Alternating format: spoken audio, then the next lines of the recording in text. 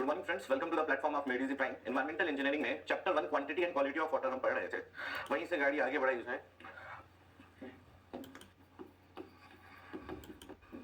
Previous chapter में हम quantity of water तो खत्म कर चुके हैं, है ना भाई। वेरियस वाटर डिमांड्स क्या होता है, उनमें कैसे वेरिएशन होता है, कौन से फैक्टर्स डिमांड को अफेक्ट करते हैं, फायर डिमांड के एम्पिरिकल फॉर्मूले, पॉपुलेशन फोरकास्टिंग, ये सारा काम हम कर चुके हैं। क्वालिटी पैरामीटर्स में भी, वाटर क्वालिटी स्पेसिफिकेशंस में भी, या वाटर प्रॉपर्टीज में भी फिजिकल प्रॉपर्टी हमने पूरी खत्म कर ली थी। फिजिकल प्रॉपर्टी में हमने क्या क्या किया था? फिजिकल प्रॉपर्टी में हमने कलर किया था, ओडर किया था, टेम्परेचर किया था, सॉलिड्स किए थे, टर्बिडिटी की थी। केमिकल प्रॉपर्टीज में हमने पीएच पढ़ लिया था और हार्डनेस पढ़ लिया था।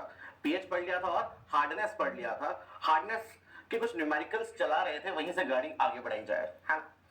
से फॉर एग्जांपल एक क्वेश्चन है, मैंने आप लोग को एक क्वेश्चन दिया था कि आप लोग उसको सॉल्व करें, है ना। हार्डनेस का एक क्वेश्चन था जिसको मैंने आपको सॉल्व करने बोला था। चलिए मैं उसी क्वेश्चन को वापस सॉल्व करता हूं। Substance and concentration. कॉन्सेंट्रेशन अलग अलग कंपोनेंट्स का मिलीग्राम पर लीटर में दिया हुआ था। अब भाई एग्जैक्ट क्वेश्चन वापस वो नहीं दोहराएंगे, आप लोग को डेटा अलग होगा, मैं दूसरा डेटा यूज कर रहा हूं, उसके हिसाब से उसको भी रेक्टिफाई करिएगा। क्वेश्चन में आपको सब्सटेंस क्या क्या दिए हुए थे? सब्सटेंस क्लोराइड दिया था, से फॉर एग्जांपल सल्फेट दिया था, कैल्शियम दिया था, मैग्नीशियम दिया था, एल्यूमिनियम भी दिया था, है ना, कार्बोनेट दिया था, बाइकार्बोनेट दिया था। इतनी चीजें आपको सब्सटेंस के रूप में दी हुई थी। क्लोराइड का वैल्यू से for example 10 milligram per litre ले लीजिए, सल्फेट ले लीजिए 8, कैल्शियम ले लीजिए 60, मैग्नीशियम 70, एल्यूमिनियम 8, कार्बोनेट 80, बाइकार्बोनेट 70। मान लीजिए ऐसा आपको क्वेश्चन दिया हुआ है। लास्ट जो क्वेश्चन मैंने आपको जो करने दिया था उसका डेटा अलग होगा, उस डेटा को आप साथ में करते जाइएगा। अब आपको पूछा था फाइंड कार्बोनेट हार्डनेस, सॉरी पहला टोटल हार्डनेस पूछा गया होगा। Total hardness, alkalinity, carbonate hardness and non carbonate hardness. ये वैल्यूज आपको HCaSO4 निकालनी थी। HCaSO4 क्वेश्चन में मजेदार बात क्या थी? HCaCO3 नहीं, HCaSO4 निकालनी थी। ठीक है भाई, चलिए मैं सॉल्व कर रहा हूं, देखते जाइएगा। टोटल हार्डनेस HCaSO4, भाई टोटल हार्डनेस आज HCaSO4 निकालनी है। हार्डनेस किसकी वजह से होती है? हार्डनेस होती है कैल्शियम की वजह से, हार्डनेस होती है मैग्नीशियम की वजह से, है ना। HCaSO4 बोला, जब HCaCO3 बोलता था तो क्या करते थे? जब HCaCO3 बोलता था तो कैल्शियम कार्बोनेट का मॉलिक्यूलर मास 100 लिखते थे, अपॉन वैलेंसी करते थे। कैल्शियम कार्बोनेट की हायर वैलेंसी कितनी? 2। जब HCaCO3 बोलता था तो इंटू 100/2 इंटू 100/2 करते थे। कैल्शियम का खुद का atomic mass 40, valency 2, gram equivalent calcium का इतना, ग्राम पर इक्विवेलेंट मैग्नीशियम का 24/2 इतना। परंतु आज HCaSO4 नहीं बोला है दोस्तों, आज HCaCO3 नहीं बोला है दोस्तों, आज HCaSO4 बोला है। तो यहां 100/2 नहीं होगा, यहां कितना होगा क्या लगता है? यहां पर कितना लिखा आपने? तो CaSO4 के लिए हमें CaSO4 का मॉलिक्यूलर मास निकालना पड़ेगा। CaSO4 calcium 40, sulphur 32, 4 oxygen 4 into 16, 4 oxygen है तो 4 इंटू 16। कैल्शियम की वैलेंसी 2 पॉजिटिव, सल्फेट की वैलेंसी 2 नेगेटिव, तो हायर वैलेंसी कितनी हो गई? 2 हो गई। तो भाई इसको सॉल्व करो, कितना आता है?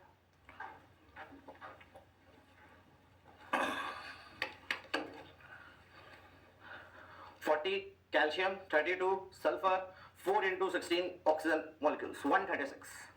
तो भाई मॉलिक्यूलर मास तो आता है 136 ग्राम। ग्राम इक्विवेलेंट कितना हो जाएगा? 136/2। ग्राम पर इक्विवेलेंट क्या होता है? Molecular mass upon valency. Same here, molecular mass by valency 136/2। Clear मेरी बात? कितनों ने ये काम किया था बताइए, कितनों ने ये काम कर लिया था, वर्कआउट कर लिया था बताइएगा। तो इसके हिसाब से कैल्शियम कितना दिया है भाई? कैल्शियम दिया है 60 इंटू 136/2 कितना होता है? This is 68, this is 68/20, magnesium 70 into 68/12। इसको सॉल्व करो जरा, कितना आएगा? 60 इंटू 68/20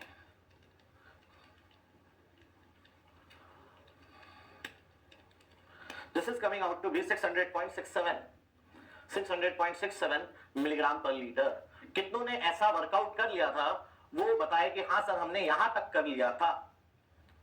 ठीक है भाई, वो बताए हाँ सर हमने यहां तक कर लिया था।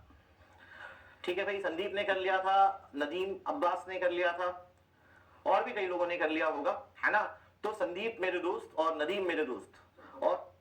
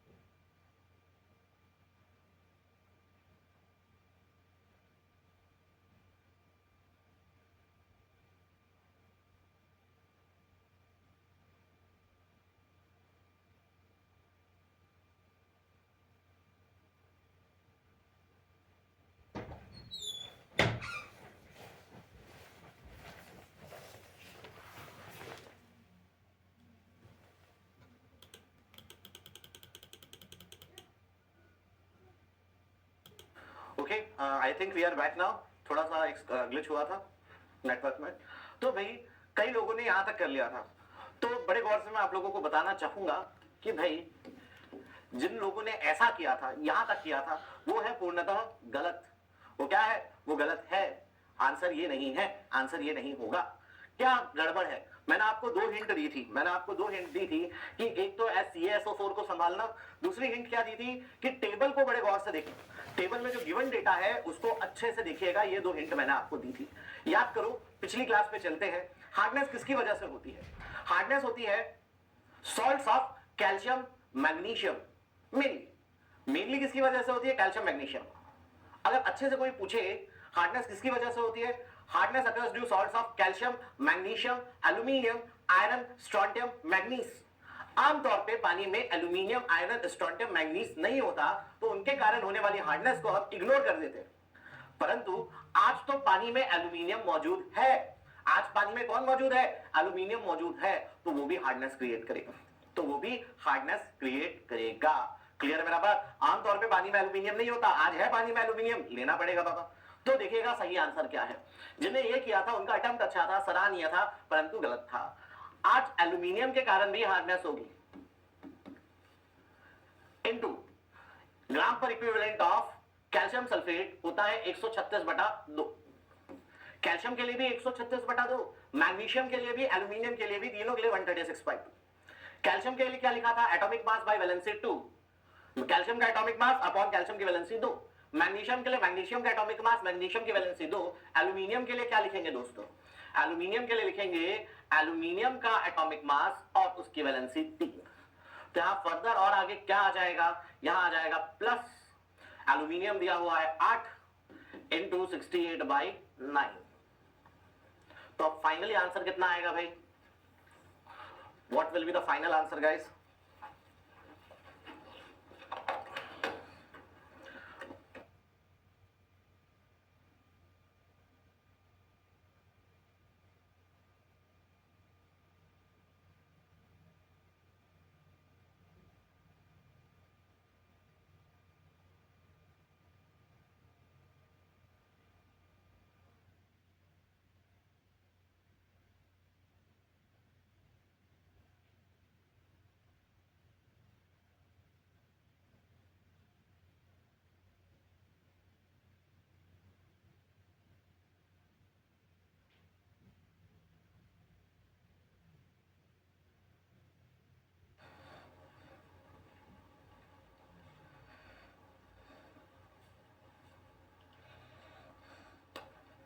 This is coming out to be 661.11 milligram per litre.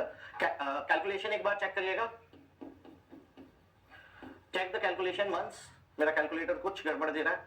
हाँ जी, अरजीत ने, हाँ चलो सही है, 661.11 milligram per litre is the answer. तो जिनने ये किया वो पूर्णतः सही है। जो कुछ मिस कर गए कोई बात नहीं, आपका प्रयास अच्छा था, अगली बार सही हो जाएगा, अगली बार सही हो जाएगा। क्या इतना टफ क्वेश्चन आपको एसएससी में आएगा? क्या चांस नहीं।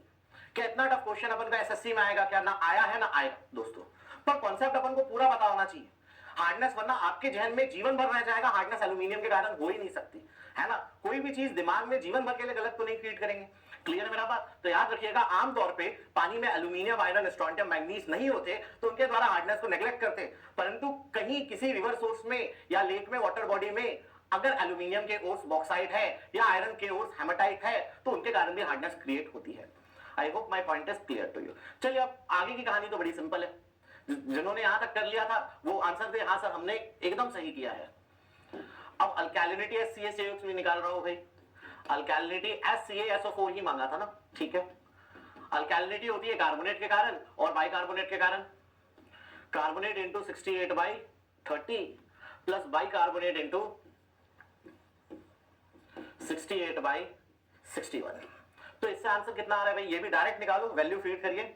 बार बार अपन गधा मजदूरी करने वाला काम नहीं करेंगे, डायरेक्ट वैल्यूज निकालेंगे भाई। 80 into 68/30 plus 70 into 68/61. This is coming out to be 259.366 milligram per litre. अब कार्बोनेट हार्डनेस होता है या तो अल्कैलिनिटी के बराबर या तो टोटल हार्डनेस के बराबर, दोनों में जो भी छोटा हो। अल्कैलिनिटी और टोटल हार्डनेस दोनों में जो भी छोटा हो। तो छोटा कौन दिख रहा है भाई? छोटी हमें अल्कैलिनिटी दिख रही है। तो कार्बोनेट हार्डनेस कितना हो गया? कार्बोनेट हार्डनेस हो गया जो छोटा है 259.366 मिलीग्राम पर लीटर। अब नॉन कार्बोनेट हार्डनेस क्या होता है भाई? Carbonate hardness plus non carbonate hardness total hardness देते हैं, तो नॉन कार्बोनेट हार्डनेस हो जाएगा total hardness minus carbonate hardness. Total hardness कितनी आई भाई? 661.11 और कार्बोनेट हार्डनेस 259.366। इसको सॉल्व करिए। 661.11 minus 259.366, 401.744 milligram per litre, milligram per litre. I hope my point is clear to you. मुझे लगता है कि आपको मेरी बात पूर्णतः समझ आई होगी, ठीक है भाई। चलिए स्पीड में नोट करिए, 30 सेकंड आपके पास, गाड़ी बढ़ाते हैं आगे। प्रेम दत्त और प्रिंस कुमार बोल रहे हैं कि उनने सही किया था, वेरी गुड।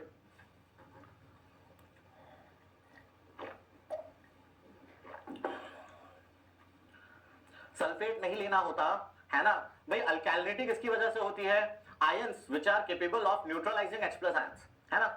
पीछे किसी ने पूछा भी था, वो शायद प्रीवियस क्लास में थे नहीं, कि सर H+ को कौन कौन न्यूट्रलाइज करता है। तो जो आयंस H+ को न्यूट्रलाइज करते हैं दोस्तों, वो अल्कैलिनिटी क्रिएट करते हैं। Alkalinity is defined as concentration of those ions which are capable of neutralizing H+ ions, that is acidity। कौन सा आयंस H+ को न्यूट्रलाइज करते हैं? लास्ट क्लास में भी मैंने बताया था कि भाई कार्बोनेट्स, बाइकार्बोनेट्स, हाइड्रोक्सिल्स, सल्फाइड्स, फॉस्फेट्स, ठीक है, बोरेट्स, ये सब आपके H+ को न्यूट्रलाइज करते हैं। फिर से बोलता हूं, कार्बोनेट्स, बाइकार्बोनेट्स, हाइड्रोक्सिल्स, सल्फाइड्स, बोरेट्स, है ना, सिलिकेट्स, ये H+ को न्यूट्रलाइज करते हैं, ये आपकी अल्कैलिनिटी क्रिएट करते हैं। क्लियर है मेरा बात? फॉस्फेट्स भी, borates, phosphates, silicates, carbonates, bicarbonates, hydroxyls, आमतौर पे पानी में कंसिडरेबल कॉन्सेंट्रेशन कार्बोनेट, बाइकार्बोनेट और हाइड्रोक्सिल का होता है, तो इन्हीं तीन को लेते हैं। बोरेट्स, सिलिकेट्स और फॉस्फेट्स को हम नेग्लेक्ट करते हैं क्योंकि इनका कॉन्सेंट्रेशन कम होता है ना। नोट्स में आपको मिल जाएगा प्रीवियस क्लास की। चलिए गाड़ी बढ़ाई जाए दोस्तों आगे, let's proceed further.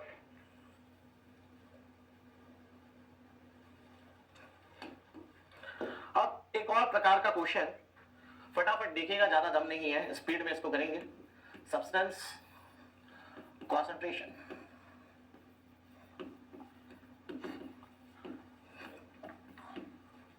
Calcium, magnesium, carbonate, bicarbonate, hydroxyls, या हाइड्रोक्सिल्स को गोली मारते हैं अभी, रुको। आज आपको कॉन्सेंट्रेशन, भाई पिछले जितने क्वेश्चंस थे कॉन्सेंट्रेशन किसमें दिया हुआ था, मिलीग्राम पर लीटर में दिया हुआ था, मिलीग्राम पर लीटर में दिया हुआ था। परंतु ये वाले क्वेश्चन में कॉन्सेंट्रेशन मिलीग्राम पर लीटर में ना देकर, मान low concentration milligram per litre में ना देकर मिली इक्विवेलेंट पर लीटर में दे दे, मिली इक्विवेलेंट पर लीटर में दे दे, तो कैसे अंतर आता है ना।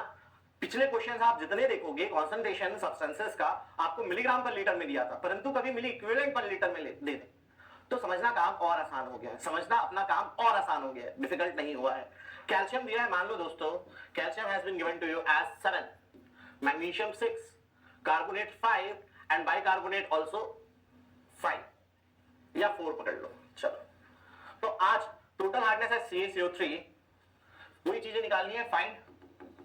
क्वेश्चन क्या है, टोटल हार्डनेस निकालो, अल्कैलिनिटी निकालो, कार्बोनेट हार्डनेस निकालो और नॉन कार्बोनेट हार्डनेस निकालो। कैसे, HCaCO3 वापस आते है ना, HCaSO4 के चांस बिल्कुल कम है, HCaCO3 आएगा, क्लियर है मेरा बात। तो HCaCO3 निकालो, वो भी किसमें निकालो, क्वेश्चन में बोला है कि भले कॉन्सेंट्रेशन मिली इक्विवेलेंट पर लीटर में दिया हुआ है, आप ये सारी चीजें निकालो मिलीग्राम पर लीटर में। आप किसमें चीजें निकालो, मिलीग्राम पर लीटर में चीजें निकालो। ऐसा आपको अगर सवाल पूछा जाए, बहुत इजीली ये सवाल आपसे एसएससी जेईई में पूछा जा सकता है, बहुत इजीली ये सवाल आपको पूछ सकते हैं। ये मत सोचना सर इतना टफ थोड़ा ना पूछेंगे, टफ नहीं है ना, इजीली पूछ सकते हैं, तो इसको बिल्कुल मत छोड़िएगा, लिख लीजिए इंपॉर्टेंट, ठीक है, इंपॉर्टेंट कि मिली इक्विवेलेंट पर लीटर में दे दे। चलिए निकालते हैं भाई, टोटल हार्डनेस HCaCO3 का जब मिलीग्राम पर लीटर में निकालना होता था तो फॉर्मूला क्या हुआ करता था, Ca2+ इंटू 50/20 Mg2+ इंटू 50/12, ये फॉर्मूला हुआ करता था टोटल हार्डनेस है CaCO3 का, कब, जब मिलीग्राम पर लीटर में निकालना होता था तब। आज किस में निकालना है, आज भी मिलीग्राम पर लीटर में ही निकालना है, तो फॉर्मूला आज भी यही होगा, फॉर्मूला आज भी यही होगा। अब पता है मिली इक्विवेलेंट पर लीटर क्या होता है, ये है milliequivalent per litre of calcium और ये है milliequivalent per litre of magnesium. This portion inside the bracket is milliequivalent per litre of calcium और ये है दोस्तों milliequivalent per litre of magnesium.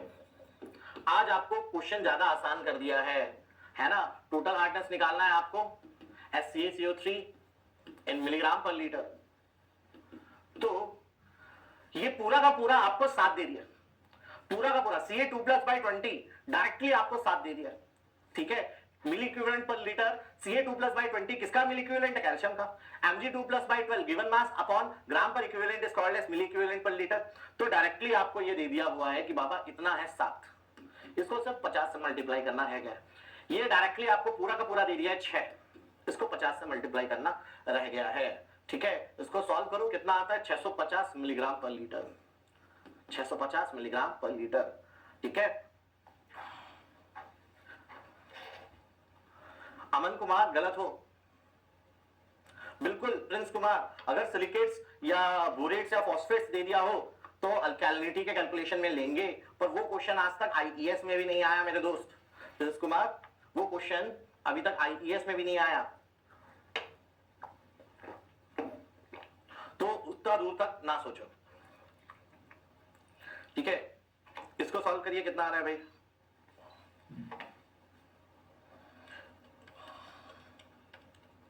ठीक है भाई।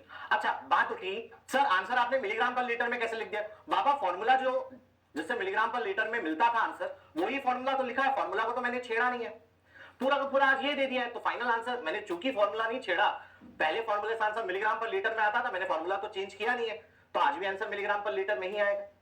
चलिए आगे बढ़ा जाए, अब निकालते हैं अल्कैलिनिटी HCaCO3 इन मिलीग्राम पर लीटर, इन मिलीग्राम पर लीटर।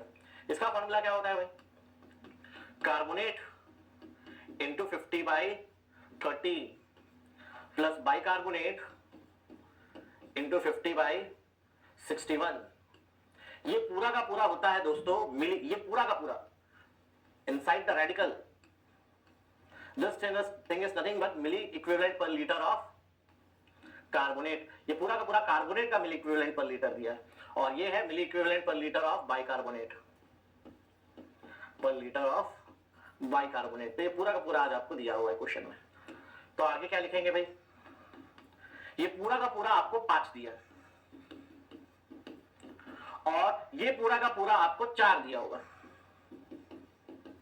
कितना हो गया भाई, 450 I guess milligram per litre. चूंकि फॉर्मूला हमने नहीं छेड़ा है, पहले फॉर्मूला से मिलीग्राम पर लीटर में आता था, आज भी मिलीग्राम पर लीटर में आएगा। अब कार्बोनेट हार्डनेस किसके बराबर होता है, कार्बोनेट हार्डनेस होता है जो स्मॉलर है इसके बराबर, ये छोटा है। तो कार्बोनेट हार्डनेस कितना हो गया, जो छोटा है उसके बराबर। तो नॉन कार्बोनेट हार्डनेस कितना हो गया, total hardness minus carbonate hardness, 650 minus 450, 200 milligram per litre, 200 milligram per litre. I hope my point is clear to you guys.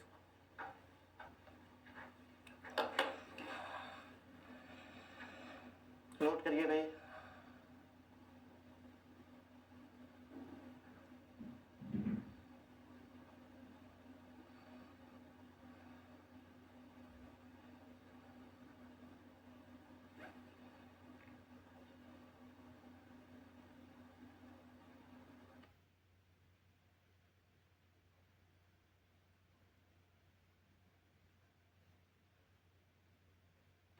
परिहार प्रज्वल ने मजेदार क्वेश्चन, अच्छा क्वेश्चन पूछा। पहले सबको नोट कर लेने दो, फिर बताता हूं परिहार।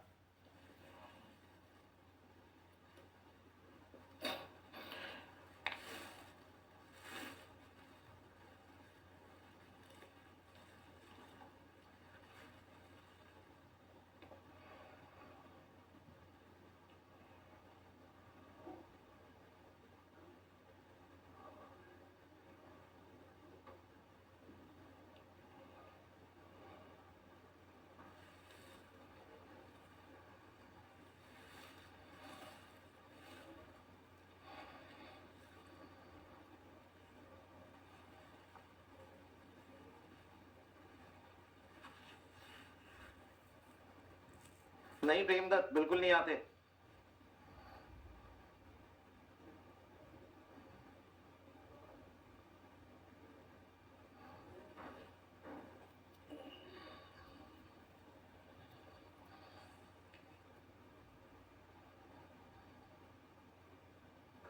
चल देखेगा, जैसा परिहार ने पूछा कि सर आंसर हमें मिली इक्विवेलेंट पर लीटर में निकालना होता। मान लो पूछा होता परिहार मेरे दोस्त, मान लो आपको पूछा होता कि सर टोटल हार्डनेस HCaCO3 इन मिली इक्विवेलेंट पर लीटर निकालो। टोटल हार्डनेस HCaCO3 इन मिली इक्विवेलेंट, भाई मिली, ये अपन ने देखा कि ये क्या है, milliequivalent per litre of calcium. ये क्या है, milliequivalent per litre of calcium. क्या है ये, given mass upon gram per equivalent, मतलब given concentration upon gram per equivalent milliequivalent per litre देता। कैल्शियम का वैसे ही given concentration upon gram per equivalent 24/2, ये milliequivalent per litre of magnesium था। मान लो मेरे को टोटल हार्डनेस है 650 मिलीग्राम पर लीटर HCaCO3, मेरे को ये मिली इक्विवेलेंट पर लीटर में चाहिए। मिली इक्विवेलेंट पर लीटर क्या होता है, given concentration upon gram per equivalent of calcium carbonate. Gram per equivalent of calcium carbonate कितना होता है, 100/2 यानी कि 50, यानी कि 50। तो ये हो गया 9 नहीं कितना 13, ये हो गया 13। क्लियर है मेरा बात, मतलब इतना काम तो करना ही नहीं पड़ता परिहार, डायरेक्ट मैं देखकर बोल लेता कि ग्राम per equivalent of calcium carbonate 7 और 6 13, अल्कालिनिटी HCaCO3 इन मिली इक्विवेलेंट पर लीटर 5 + 4 9। ठीक है, डायरेक्टली मैं कर लेता हूं उस वक्त, वो और आसान हो गया होता। चलिए विल प्रोसीड फर्दर। अल्कालिनिटी कब से क्वेश्चन नहीं आते दोस्त, आईएएस में भी कम आते। फिनोप्थिलीन अल्कालिनिटी और मिथाइल अल्कालिनिटी का पहले हमें टाइट्रेशन पढ़ना पड़ता है। चलिए लेट्स प्रोसीड फर्दर, गाड़ी बढ़ाई जाए आगे।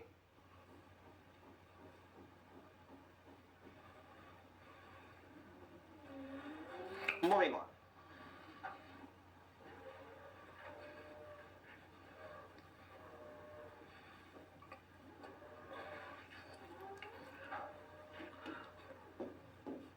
मैंने आपको ये भी बताया था अल्कालिनिटी का पूरा फॉर्मूला क्या होता है, carbonate into 50/61, carbonate into 50/30 plus bicarbonate into 50/61 plus hydroxyl into 50/17 minus कितना एक्सेस में है वो H+ आयन के, minus H+ into 50। Complete formula ये होता है ना, मैंने आपको ऐसा बताया था। तो मान लो यार अगे ये क्वेश्चन भी आपको नहीं आएगा पर कर लेते स्पीड में कि आपको दिया हुआ है कार्बोनेट, बाइकार्बोनेट, हाइड्रोक्सल और H+। ये दिए हुए आपको 50, 40, 15, 20 milligram per litre. Fine अल्कालिनिटी HClCO3 इन मिलीग्राम पर लीटर। निकालिए भाई, निकालिए कितना आंसर आ रहा है। डायरेक्ट आंसर दीजिएगा, है ना। मैं भी निकाल रहा हूं, अपन इसका डायरेक्टली आंसर लिख लेंगे।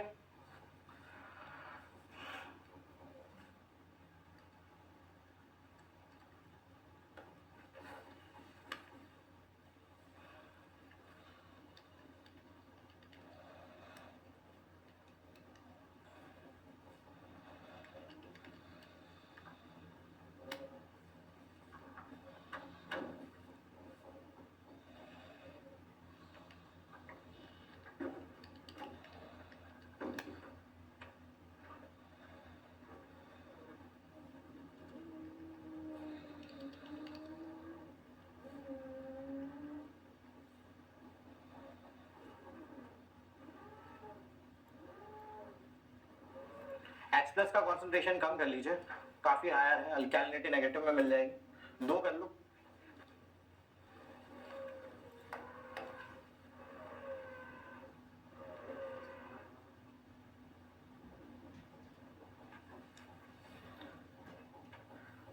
बिकॉज 7/20 नहीं, आपको Ca2+/20 डायरेक्टली 7 दिया हुआ था Siddharth.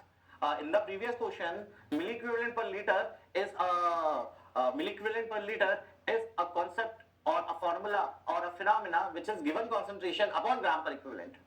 Given concentration, whatever it may be, upon gram equivalent, that is 20, both taken together has been given to you as 7.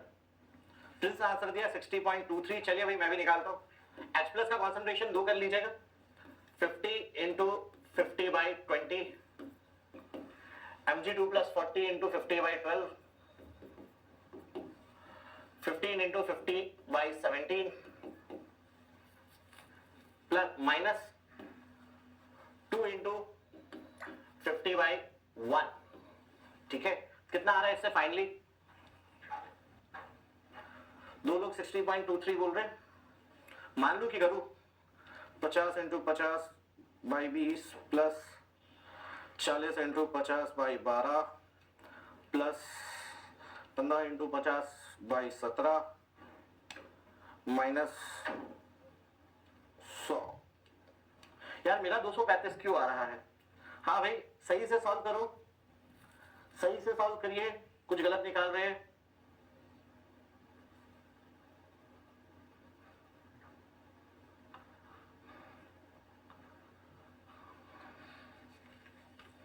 एकदम करेक्ट, बिल्कुल करेक्ट। ये मैं चेक कर रहा था, इसमें पास हुआ है एक लड़का, इस टेस्ट में पास हुआ है एक लड़का। हाँ कितना आ रहा है फिर से करो। उसका नाम है Prince Kumar. Prince Kumar very good, 60.23 आ रहा है। Let me check once.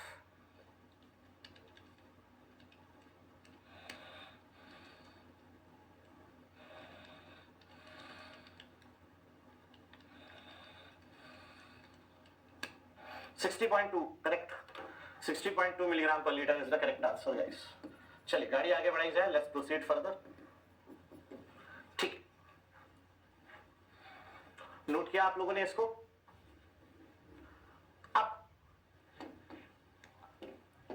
बात करते हैं परमिसिबल लिमिट्स के बारे में। Now will discuss permissible limits. कौन बताएगा परमिसिबल लिमिट हार्डनेस की और अल्कैलिनिटी की?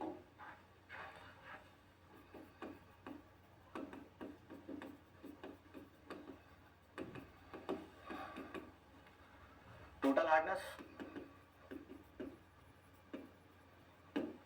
अल्कैलिनिटी, HClCO3,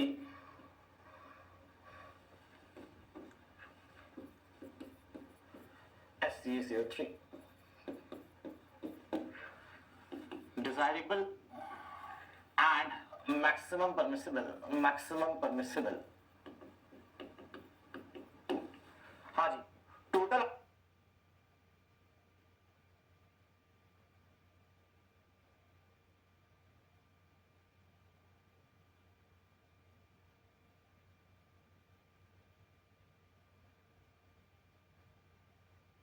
कर लिया। सॉरी माइक बंद था मेरा। अंकित इस क्वेश्चन में माइनस इसलिए किए थे क्योंकि H प्लस अल्कैलिनिटी कम करता है, बढ़ाता नहीं है।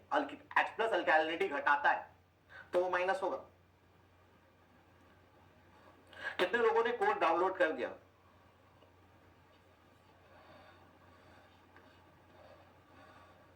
कोड आप डाउनलोड कर लीजिए। जो भी मैं लिमिट पूछूं उसके लिए कोड खोलिए, मुझसे मेरे लिखने के पहले आप उसका आंसर दीजिए तो आपको याद होगा।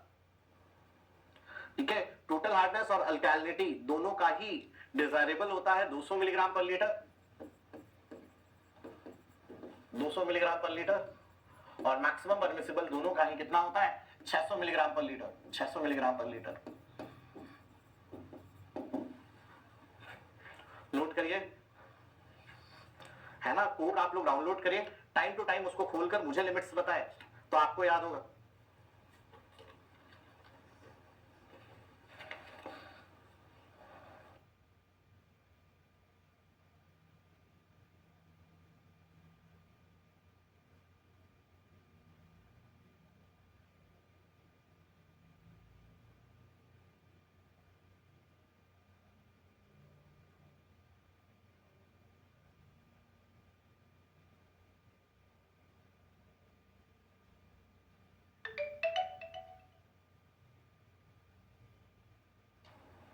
तो ये मैं आप लोग को बता चुका हूं ना, IS कोड IS 10500 2012। IS सारी लिमिट्स कहां से है? IS 10 ऐसी बातें कर देते हो आप लोग कि मैं हैरान रह जाता हूं। IS 10500 1993 मत कर लीजिएगा, 2012 गूगल से आप इसको डाउनलोड कर सकते हैं, है ना। अब और जो लोग नहीं डाउनलोड करने में असमर्थ रहे वो मेरे को भेज सकते हैं, है ना। मेरा नंबर क्या है भाई, नोट कर सकते हैं आप मेरा नंबर। अब नाम है TM प्रतीक, है ना। आगे सर लिखकर सेव करोगे तो मुझे अच्छा लगेगा, नहीं करोगे तो भी चलेगा। My mobile number is 9752030243। अच्छा,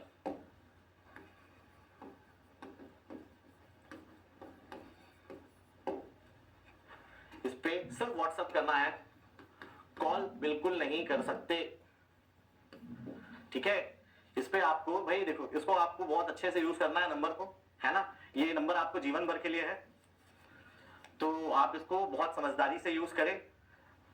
जो भी आपको डाउट है उसका क्वेश्चन का आपने पिक खींचा और भेज दिया, और फिर इंतजार किया। क्यों? देश में आपके जैसे 10,000 स्टूडेंट्स हैं जो हर साल मुझसे पढ़ते हैं। अब 10,000 स्टूडेंट्स है ना, तो ऑन एन एवरेज हर दिन कम से कम 50 लोग तो डाउट पूछ ही लेते हैं। अब 50 डाउट्स को भेजना बड़ा मुश्किल होता है, कई बार 5-5, 7-7 दिन का बैकलॉग चला जाता है। आप जो भी आपको डाउट हो, आप क्वेश्चन का फोटो खींचिए और भेज दीजिए। पहले खुद से कोशिश कर कर रखिएगा। ऐसा नहीं कि कुछ भी आपको लगा कि यार पूछना है प्रतीक सर से ट्री की स्पेलिंग क्या होती है, तो खुद से नहीं ढूंढना, डायरेक्ट पूछ लिया सर ट्री की स्पेलिंग बताओ, नहीं, ऐसा नहीं। अपना पूरा काम करके जब नहीं कर पा रहे तो आप उससे डाउट्स पूछिए। डाउट्स अच्छे होने चाहिए, खराब डाउट्स नहीं पूछना। दूसरा, वेट करिएगा। मैं एकदम बैठा नहीं हुआ हूं, most of the time classes में रहता हूं या कुछ और काम में रहता हूं, यस। वेट करिएगा, आपको बहुत जल्दी आपका आंसर मिलेगा। उसी दिन या मैक्सिमम उसके अगले दिन आपको उसका आंसर मिल जाएगा। क्लियर है मेरा बात? कंटिन्यूअसली मत भेजते रहना, और अपने आप को पहले इंट्रोड्यूस करना, hello I am Prince, SSC batch, SSC online batch made Easy prime. फिर अपना डाउट पूछना। जो अपने आप को इंट्रोड्यूस नहीं करता, मेरे को लगता है वो कोई बाहर का स्टूडेंट है, मेरा स्टूडेंट नहीं है, मैं आंसर नहीं करता, पहले ही आपको बता दूं। जिसने इस पर फॉरवर्ड मैसेज भेजा, जिसने इस नंबर पर फॉरवर्ड मैसेज भेजना चालू किया, अपने किसी ग्रुप में ऐड कर लिया, उसको मैं तुरंत ब्लॉक करता हूं। जिसको भी अपना दिन खराब करना हो, जो चाहता है कि नहीं बहुत दिन हो गए, पापा से डांट नहीं खाए, बड़े भाई से मार नहीं खाए, दुनिया से हमने कुछ सुना नहीं, वो मुझे फोन लगा दे, ठीक है। जिसने फोन लगाया उसका दिन बहुत खराब जाएगा, इसलिए फोन बिल्कुल नहीं लगाना। आपको कुछ बहुत इंपॉर्टेंट बात करनी है, कोई सलाह चाहिए, आप भेज दो, सर बात करनी है ना। मैं आपको अपने समय से फोन लगा के बात भी करूंगा, जीवन भर के लिए नंबर है। इसको आप दुरुपयोग करेंगे, ये तुरंत मैं आपको ब्लॉक पे डालूंगा। क्लियर है मेरा बात? चलिए, इसको भी नोट कर लीजिए। हाँ बाबा, पढ़ा रहा हूं, नोट में लिखवा रहा हूं कि एक British degree 14.25 milligram per litre की होती है और अमेरिकन डिग्री 17.12 की। प्रिंस, वेट तो करो।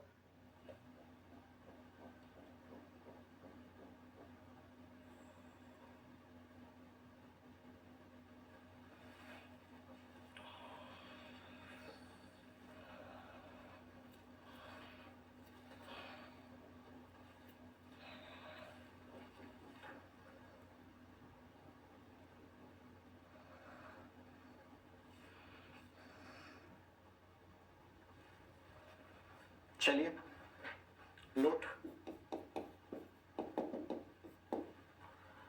British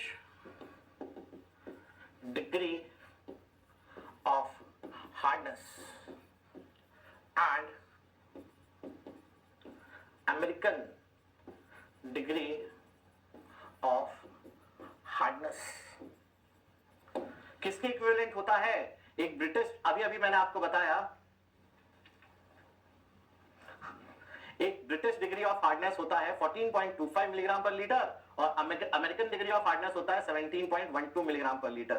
this is equivalent to 14.25 milligram per liter and 17.12 milligram per liter SCaCO3.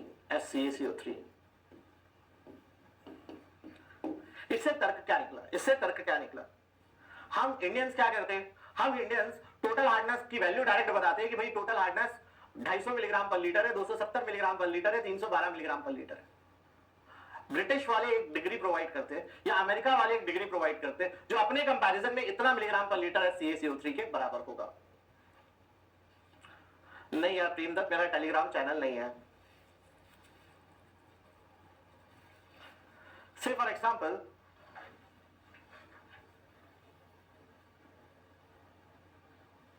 कि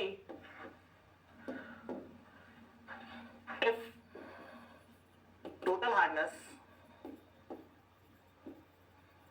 SCaCO3 is say 320 milligram per liter, find British and American degree of hardness. एकदम छोटे बच्चों वाला क्वेश्चन हो गया ये, है ना? पर ये आपको याद भी करना है कि ब्रिटिश डिग्री ऑफ हार्डनेस 14.25 होता है और अमेरिकन डिग्री ऑफ हार्डनेस 17.12 होता है. सॉल्व करिए, इसका आंसर बताइए कितना कितना होगा.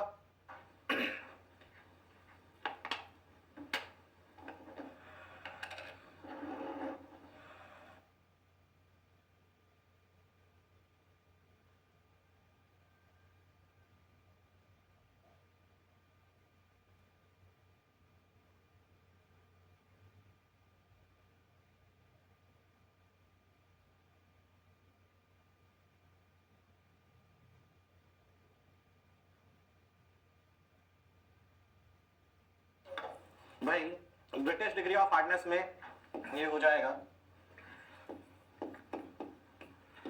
ब्रिटिश डिग्री ऑफ हार्डनेस हो जाएगी 320 अपॉन 14.25 और अमेरिकन डिग्री ऑफ हार्डनेस हो जाएगा 320 अपॉन 17.12. कितनी कितनी वैल्यू आ रही है भाई? 22.45 एंड 18.69.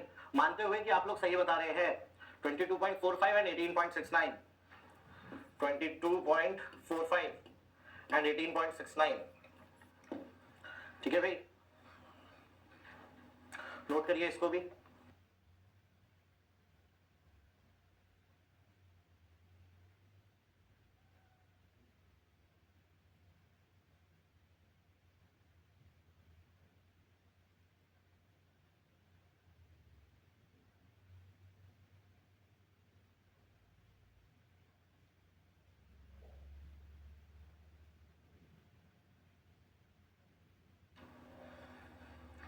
चलिए नोट किया आप लोगों ने. Moving on,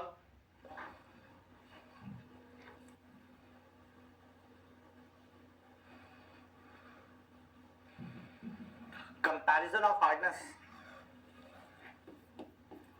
comparison of hardness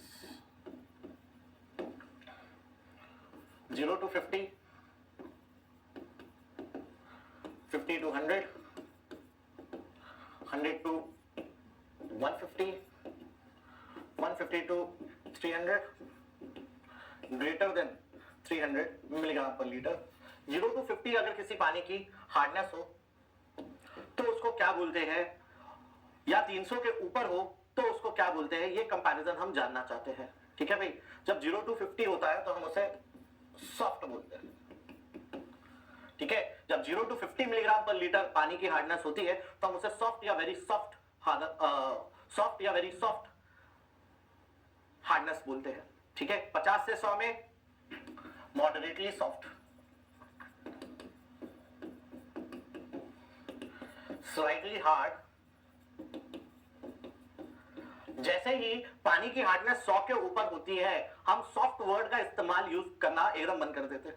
100 के ऊपर पानी हार्ड है, सॉफ्ट तो बचा ही नहीं है ना। 150 से 300 के बीच में हार्ड होता है and greater than 300 it is considered to be very hard water। Note कर लीजिए इसको भी।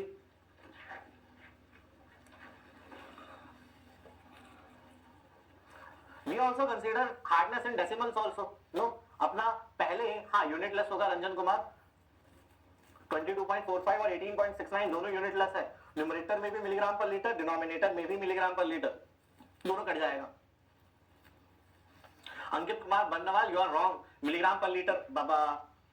देखो एक मिनट, हाँ ये वापस आऊंगा इस पे। ये क्या लिखा था, इसको अच्छे से पढ़ो।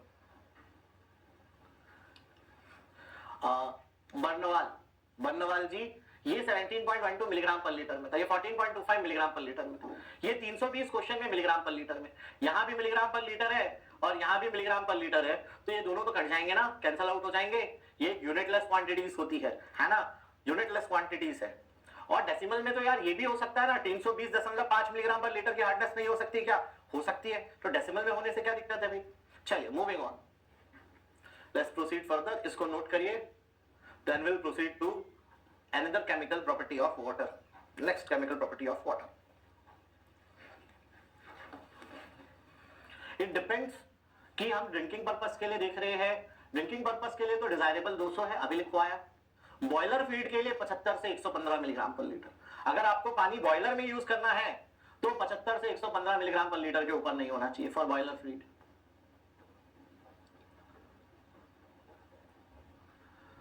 प्रिंस कुमार, डिजायरेबल ड्रिंकिंग के लिए कोई दिक्कत नहीं है, हार्ड वाटर पीने से हमें कोई दिक्कत नहीं है ना।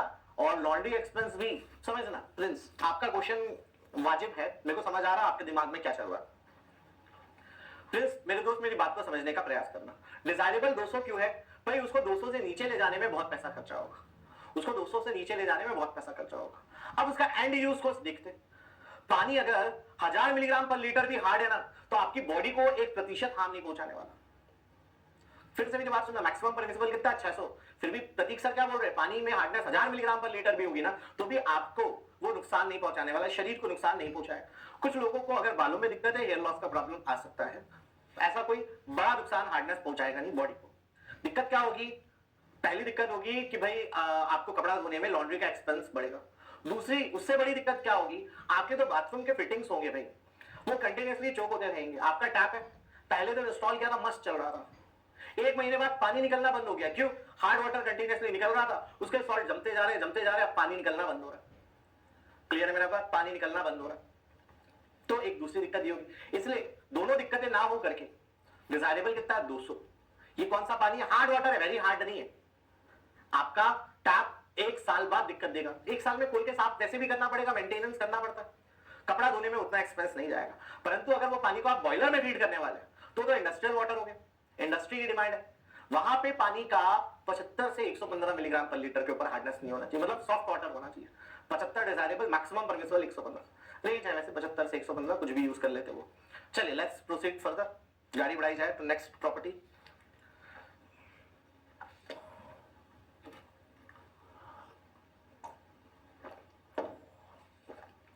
Now let's proceed to nitrates. Nitrates के बारे में बात करते हैं।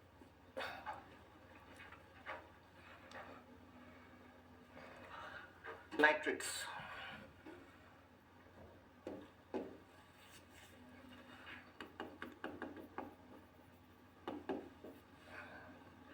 मैक्सिमम परमिसिबल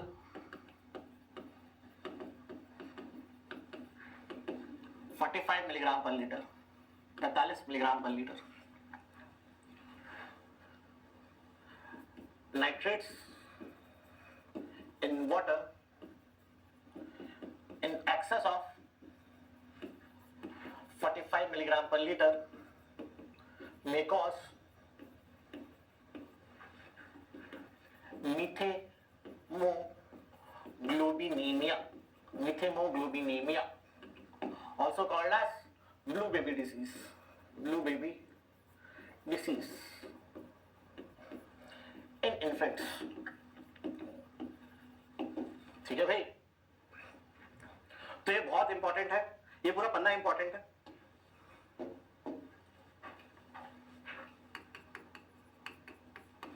भाई नाइट्रेट्स का मैक्सिमम परमिसिबल लिमिट क्या होता है? नाइट्रेट्स का मैक्सिमम परमिसिबल लिमिट होता है 45 मिलीग्राम पर लीटर। कितना? 45 मिलीग्राम पर लीटर। अगर पानी में नाइट्रेट 45 मिलीग्राम पर लीटर के ऊपर है, अगर पानी में नाइट्रेट 45 मिलीग्राम पर लीटर के ऊपर है, उस पानी को कंटिन्यूअसली आप यूज कर रहे हैं, उस पानी को एक शिशु, छोटा बच्चा, इन्फेंट कंटिन्यूअसली यूज कर रहा है, तो उसको ब्लू बेबी डिसीज, मेथेमोग्लोबिनेमिया होने का डर है।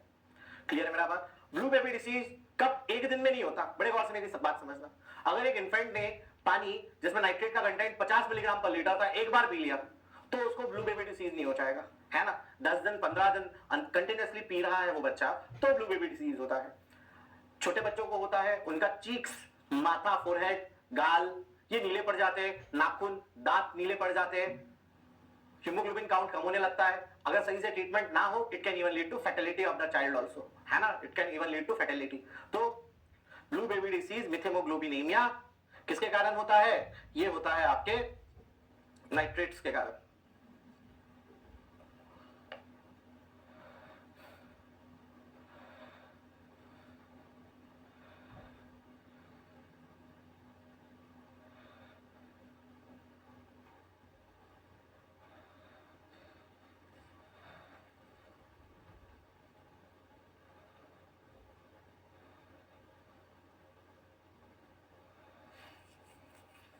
इसके अलावा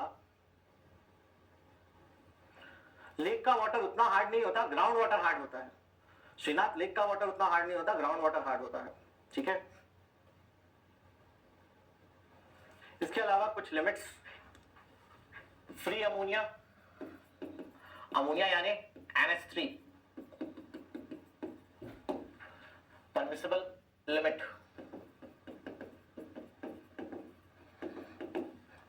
0.15 milligram per litre. Organic nitrogen, इसको फ्री अमोनिया या नाइट्रोजन बोलो। Organic nitrogen 0.3 milligram per litre. Nitrite highly dangerous 0। Nitrate 45 milligram per litre. भाई पानी में नाइट्रोजन इन 4 फॉर्म में मौजूद होता है ना? सबका ध्यान, या तो पहले लिख लो भाई, पहले तो लिख लो, तुम लोग पहले लिख लो, फिर बात करते।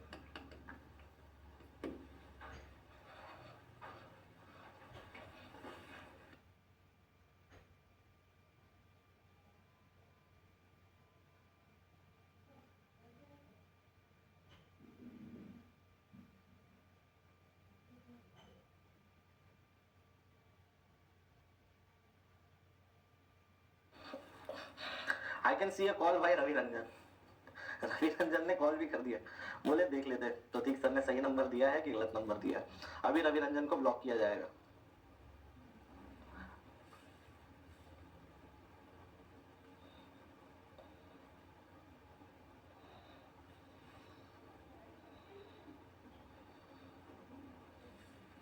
चलिए समझना भाई, पानी में नाइट्रोजन इन 4 फॉर्म में होते हैं। सबका ध्यान मेरी तरफ हो। पानी में नाइट्रोजन 4 प्रकार से पाए जाते हैं। अमोनिया, जिसको फ्री नाइट्रोजन या अमोनियम नाइट्रोजन भी बोलते हैं, है ना? पहला अमोनिया नाइट्रोजन NH3। दूसरा ऑर्गेनिक नाइट्रोजन। ऑर्गेनिक नाइट्रोजन सेलुलोइड के फॉर्म में, लिपिड्स के फॉर्म में, बहुत सारे फॉर्म्स में हो सकता है ना? तीसरा अमोनिया ही कन्वर्ट होता है नाइट्राइट में, और नाइट्राइट कन्वर्ट होता है नाइट्रेट में। ठीक है, तो ये 4 फॉर्म में पानी में नाइट्रोजन मिलता है। अमोनिया, ऑर्गेनिक नाइट्रोजन को एल्बुमिनॉइड भी बोलते हैं, नाइट्राइट और नाइट्रेट। ये पानी में भी मौजूद होते हैं और सीवेज में भी मौजूद होते हैं। ये क्यों पानी में होते हैं? ये क्या इंडिकेट करते हैं? Partially decompose sewage, totally decompose sewage, recent pollution, ये सारी बातें वेस्ट वाटर में समझेंगे। ये सारी बातें कहां समझेंगे? सीवेज में समझेंगे, वेस्ट वाटर में पढ़ेंगे। क्लियर है? अभी ड्रिंकिंग वाटर में इनका मैंने सिर्फ लिमिट लिखवाया, ड्रिंकिंग वाटर में सिर्फ इनका मैंने लिमिट लिखवाया। ये चारों वापस आएंगे बहुत मजेदार तरीके से आज से 3 या 4 या 5 क्लास बाद। चलिए लेट्स प्रोसीड फर्दर, गाड़ी बढ़ाते हैं आगे। Next is fluoride. फ्लोराइड का बात करते हैं। Fluoride is also important, this is also important. Permissible limit,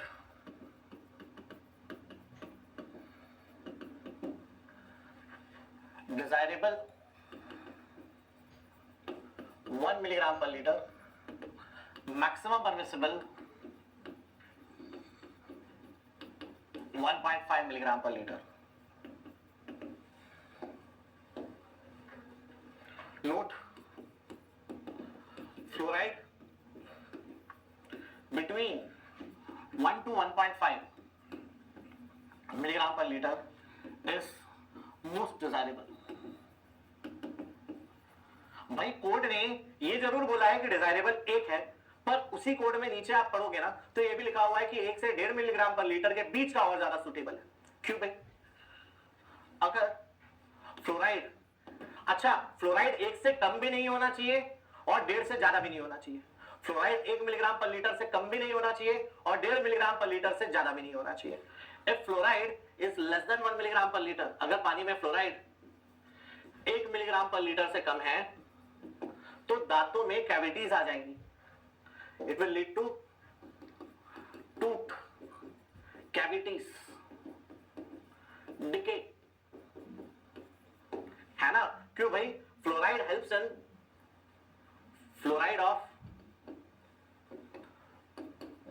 fluoride about 1 milligram per liter helps in building tooth enamel। ठीक है, 1 मिलीग्राम पर लीटर का फ्लोराइड पानी में होना ही चाहिए जिसके कारण अपना टूथ का एनामल बन सके और आपके दांत स्ट्रांग रहे। वही फ्लोराइड 1 से कम नहीं होना चाहिए, साथ ही साथ 1.5 से ज्यादा भी नहीं होना चाहिए। अगर fluoride greater than 1.5 milligram per litre है, it will lead to dental fluorosis, also called mottling of teeth,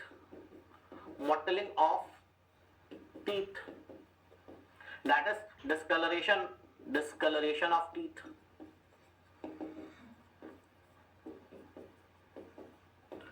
वही अगर पानी में फ्लोराइड बहुत ज्यादा है, if fluoride concentration is greater than 5 milligram per liter, it will lead to bone fluorosis। ठीक है, नोट करिए, then we'll discuss the same।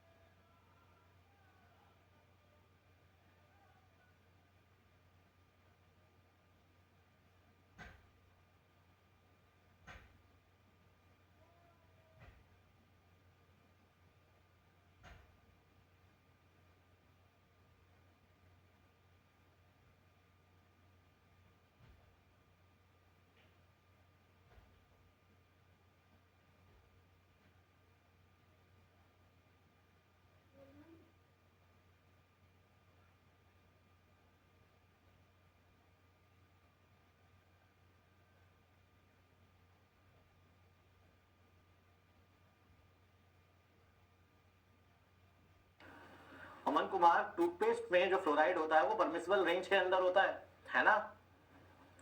वो डिजायरेबल रेंज में होता है, वो फायदा देगा, नुकसान नहीं। जिल्डाल अमोनिया, हाँ इसमें ही है पर वेस्ट वाटर में पढ़ेंगे। और स्पेलिंग गलत लिखी है ना? स्पेलिंग गलत लिखी है फ्रेंड्स, वेस्ट वाटर में पढ़ेंगे जिल्डाल नाइट्रोजन। चलिए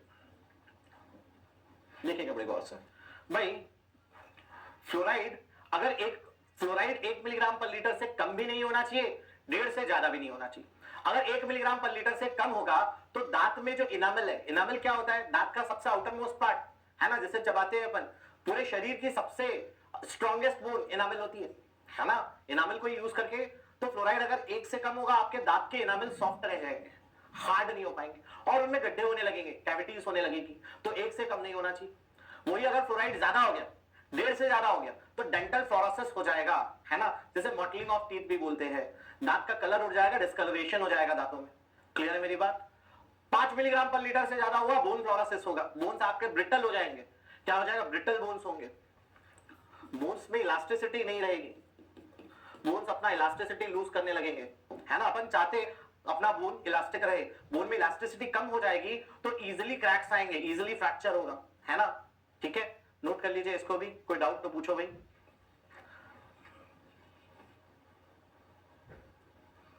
चलिए, now will proceed to next values. इसके अलावा क्लोराइड्स और सल्फेट्स की भी परमिसिबल लिमिट हम लिख लेते हैं।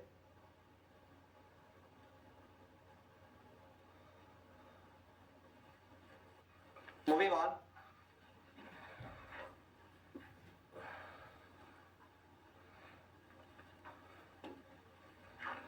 Permissible limits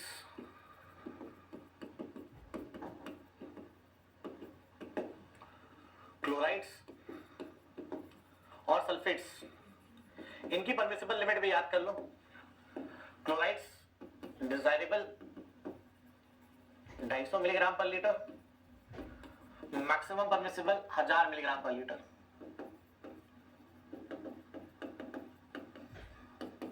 in absence of an alternate better source, है ना। क्लोराइड यानी Cl negative, Cl negative, sulphate SO4 negative. Sulphate की permissible limit desirable 200 milligram per litre, maximum permissible ये 1000 था दोस्तों, 400 मिलीग्राम पर लीटर, है ना। ऊपर वाला 1000 है, 100 नहीं है, नोट कर लीजिए इसको भी फटाफट।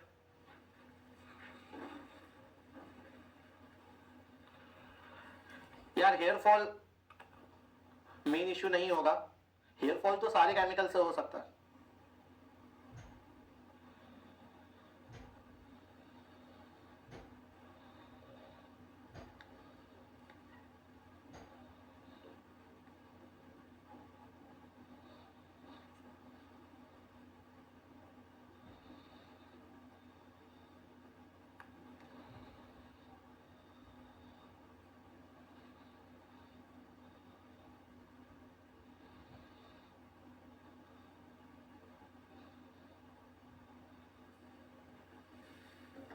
हाँ पवन, नाइट्राइट ड्रिंकिंग वाटर में बिल्कुल नहीं होना चाहिए, नाइट्राइट टॉक्सिक होता है।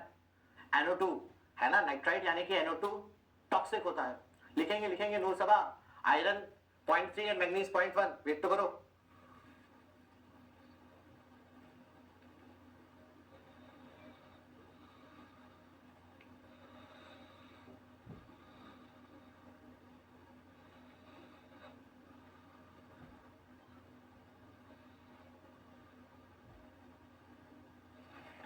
अब बड़े गौर से देखिएगा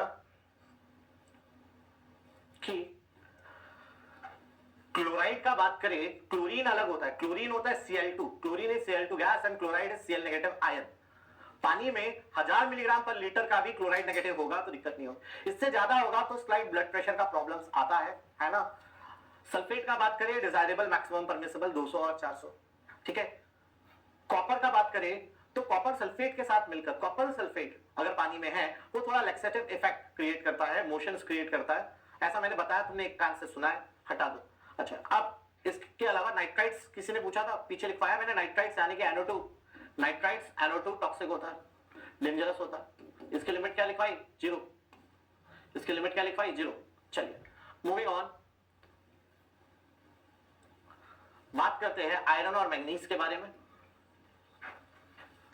iron and manganese,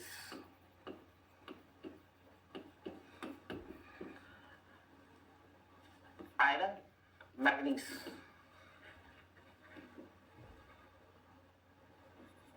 desirable maximum permissible 0.3, 0.1, 0.3, no relaxation. मतलब आयरन पानी में 0.3 मिलीग्राम पर लीटर के ऊपर बिल्कुल नहीं होना चाहिए। पानी में आयरन 0.3 मिलीग्राम पर लीटर के ऊपर बिल्कुल नहीं होना चाहिए। और मैग्नीज का भी डिजायरेबल कितना है? 0.1 milligram per litre. Excess of iron and manganese, excess of iron and manganese causes rapid rate of corrosion and incrustation in pipelines.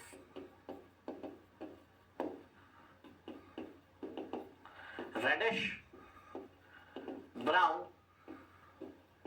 stains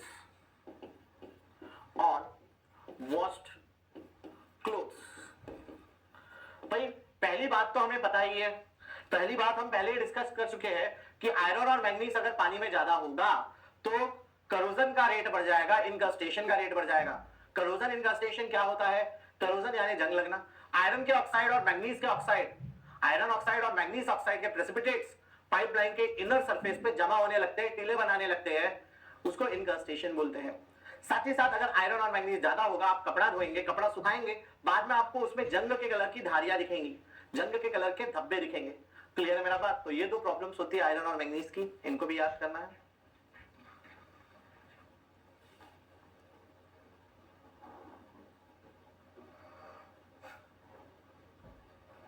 इनका मेजरमेंट्स प्रिंस कुमार, सबका अपना अपना टेस्ट है, सब नहीं कर सकते अपन, पीएचडी नहीं करनी है दोस्त।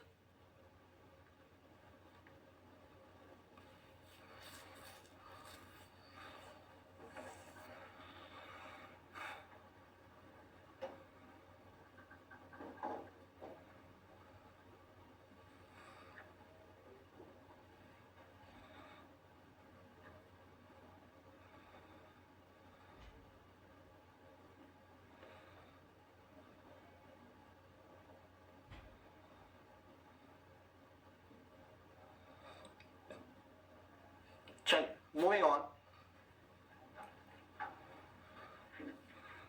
एक नोट लिखिए,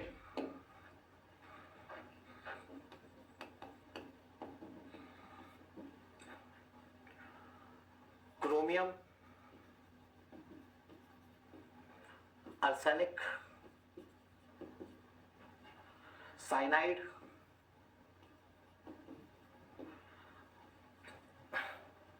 molybdenum,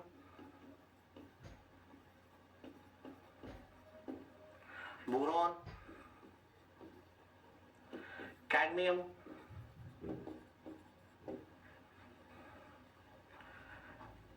pesticides, insecticides are highly toxic substances, highly toxic substances.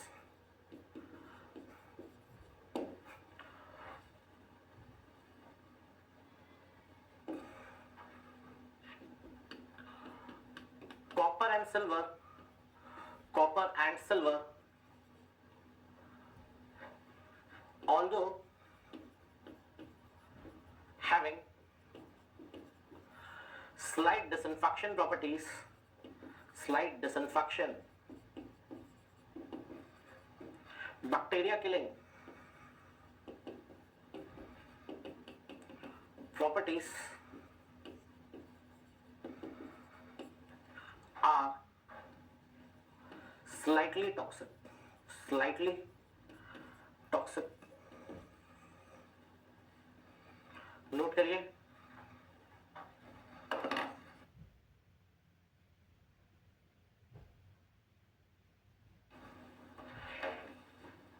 अच्छे से इसको पढ़ो। नो रिलैक्सेशन, रिलैक्सेशन है ना। कई बार बोर्ड कुछ कुछ अल्फाबेट लेता नहीं है, मिस कर जाता है स्पीड में।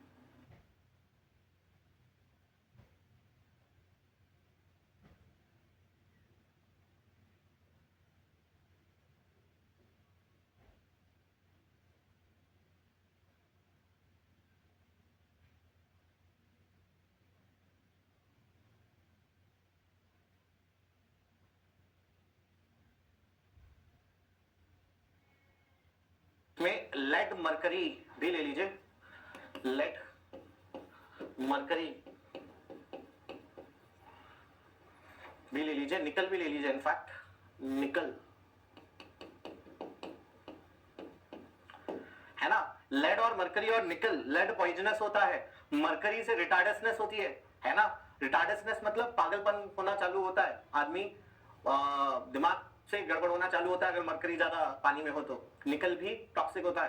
तो भाई cadmium, chromium, molybdenum, arsenic, insecticides, pesticides, निकल, लेड, मरकरी, ये हाईली टॉक्सिक सब्सटेंसेस हैं जो पानी में पाए जाते हैं।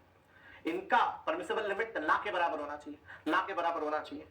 बात रही सिल्वर और कॉपर, ये भी स्लाइटली टॉक्सिक होते हैं। माना ये बैक्टीरिया किल करने के कैपेबल होते हैं, बहुत हाईली कैपेबल नहीं होते, क्लोरीन जितना हाईली कैपेबल नहीं होता, इनसे वाटर ट्रीटमेंट प्लांट में हम यूज नहीं कर सकते इनको।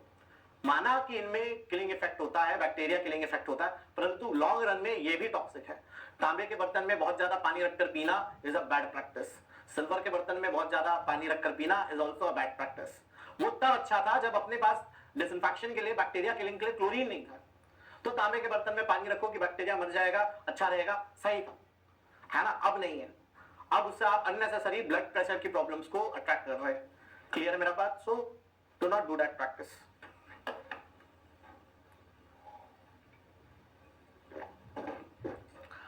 Okay, I'll ask them to lower the light. Hold on.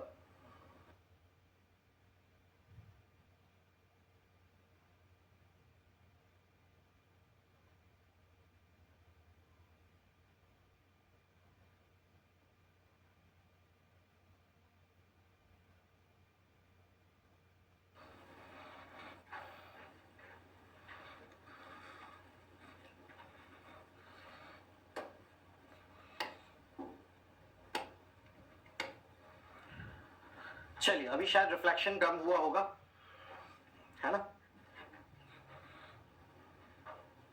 चलिए, नोट किया आप लोगों ने? Then will proceed further. अब हमें बायोलॉजिकल प्रॉपर्टीज पढ़ना है, पानी में बायोलॉजिकल प्रॉपर्टीज पढ़नी है हमें। Let's proceed to that.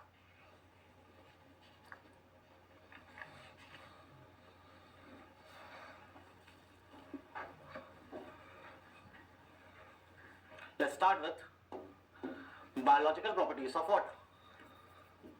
Biological properties of water. तो इसमें सबसे पहले बात करते हैं पैथोजेनिक बैक्टीरिया क्या होता है दोस्तों। पैथोजेनिक बैक्टीरिया क्या होता है? पैथोजेनिक बैक्टीरिया या माइक्रो ऑर्गेनिजम्स क्या होता है भाई, कोई बताए? पैथोजेनिक बैक्टीरिया या माइक्रो ऑर्गेनिजम्स क्या होता है ना। पैथोजेंस और pathogenic bacteria are microorganisms that harm,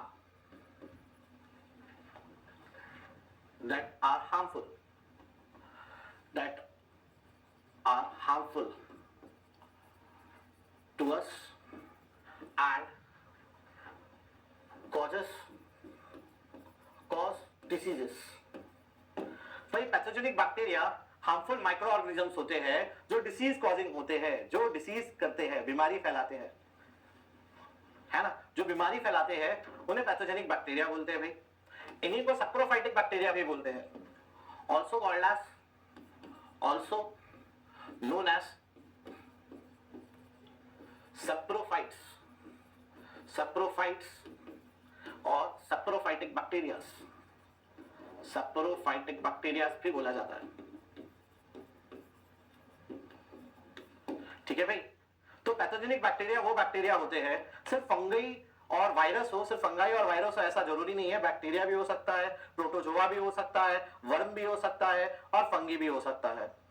ठीक है, सब हो सकते हैं। तो ये डिसीज कॉजिंग बैक्टीरिया होते हैं जिनसे हमें डिसीजेस होती है।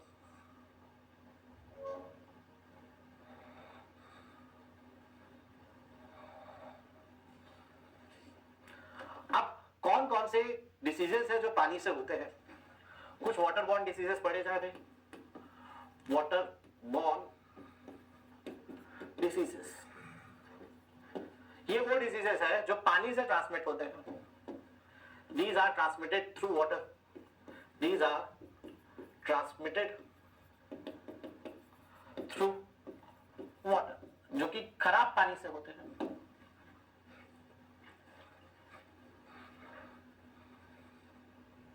नोट करिए फटाफट, then we'll discuss the same.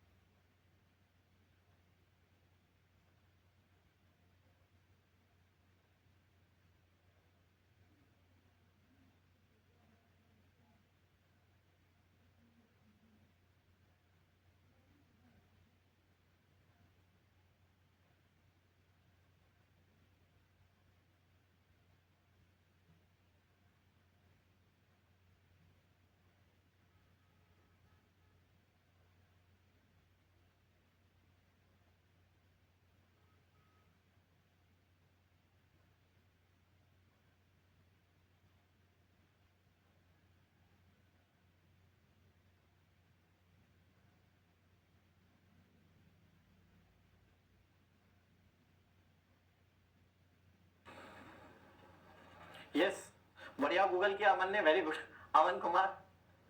चलिए अब भाई वाटर से कौन, अच्छा वाटर बॉर्न डिसीज जैसे कोरोना वायरस का बात करें, it's not a water borne disease, airborne disease होता है। वाटर बॉर्न डिसीज है जो पानी से फैलते हैं। अच्छा इस बात समझने का कोशिश करना भैया, डिसीज चालू कहां से होता है? डिसीज चालू होता है जेनेटिकल डिसऑर्डर से। जेनेटिकल डिसऑर्डर या जेनेटिक्स में कुछ गड़बड़ कब होता है? जब कोई स्पीशी कुछ ऐसा चीज खा लेता है, इनटेक कर लेता है, खा लेता है या सूंघ लेता है या किसी प्रकार से उसके बॉडी में चला जाता है जो उसके ब्रेन के लिए फिट नहीं है ना। से फॉर एग्जांपल ने बैट ने कुछ खा लिया या चिकन ने कुछ खा लिया या किसी और एनिमल ने, बर्ड ने कुछ खा लिया, तो उनका ब्रेन उस टॉक्सिक सब्सटेंस को, उस फॉरेन मटेरियल को समझ नहीं पाता और एक एंटीबॉडी क्रिएट करता है, तो उसके लिए एंटीबॉडी का होने का कोशिश करते पर किसी और के लिए डिसीज बन जाती है। अब फिर उस बैट में कोई डिसीज है, उसने कुछ फल खाया, आधा छोड़ दिया, दूसरे बैट ने उसको खाया, उसको हो गया। दूसरी बर्ड ने उसको खाया, उस बर्ड को होने लग गया। बर्ड को दूसरे और ने खाया, उसको हो गया, है ना। धीरे धीरे वो इंसानों ने खाया, इंसानों को हो गया, पानी में गया। अच्छा अब डिसीज फैलता कैसे है? वाटर से डिसीज कैसे फैलता है? ह्यूमन एक्सक्रीटा और यूरिया के थ्रू। सिर्फ फॉर एग्जांपल किसी आदमी को डिसीज है, अब उसका जो एक्सक्रीटा है उसमें भी डिसीज होगा। वो एक्सक्रीटा वाटर कैरियर सिस्टम के थ्रू वाटर बॉडी में आ गया, तो वाटर बॉडी में डिसीज है। उस वाटर बॉडी को जिस भी एनिमल ने पिया या इंटेक किया या ह्यूमन ने इंटेक किया, तो उसको वो डिसीज फर्दर ट्रांसफर हो जाएगा, फैलता रहेगा डिसीज ऐसे, है ना। बायोमैग्निफिकेशन एक कॉन्सेप्ट है। देखो यार अपन, फिर से मैं बोल रहा हूं, ब्रह्मांड समझने नहीं निकले, पीएचडी करने बिल्कुल नहीं बैठे। एक शब्द मैं बस बोल रहा हूं, लिखाऊंगा भी नहीं, बस कान में अपने टंग। शब्द क्या है? बायोमैग्निफिकेशन। शब्द क्या है? बायोमैग्निफिकेशन। ये क्या होता है? ये एक स्पीसी से दूसरे स्पीसी टॉक्सिक सब्सटेंसेस का फ्लो, एक ने दूसरे को खाया, दूसरे ने दूसरे को खाया। बड़ा एनिमल छोटे एनिमल को खाता है, छोटा बड़े को थोड़ा खा लेता है ना।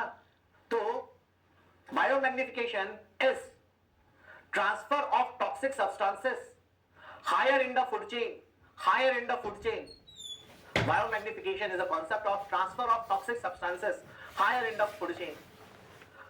एक स्पीसी से दूसरे स्पीसी टॉक्सिसिटी का फैलना, बायो मैग्निफिकेशन, मैग्नीफाई करना। पहले छोटे स्केल में बीमारी या टॉक्सिसिटी होती है, वो धीरे धीरे धीरे बड़े स्केल पे फैलते जाती है। क्लियर है मेरा बात? एक छोटे से चूहे से शुरू हुई चीज इंसानों तक पहुंच जाती है। क्लियर है मेरा बात? चलिए अब बड़े गौर से देखिएगा, वाटर बॉर्न डिसीजेस जो आपको याद करने हैं, एकदम रटना है आपको जिनको। One is typhoid. टाइफाइड किसके कारण होता है? सैल्मोनेला टाइफी बैक्टीरिया के कारण। Salmonella typhi bacteria. ये आपको कैसे भी मेमोराइज करना है। ये नाम मेमोराइज करना थोड़ा सा टफ जरूर है, पर करना पड़ेगा, कोई और ऑप्शन नहीं है। कॉलेरा का बात करें, ये होता है vibrio cholerae, vibrio cholerae bacteria के कारण।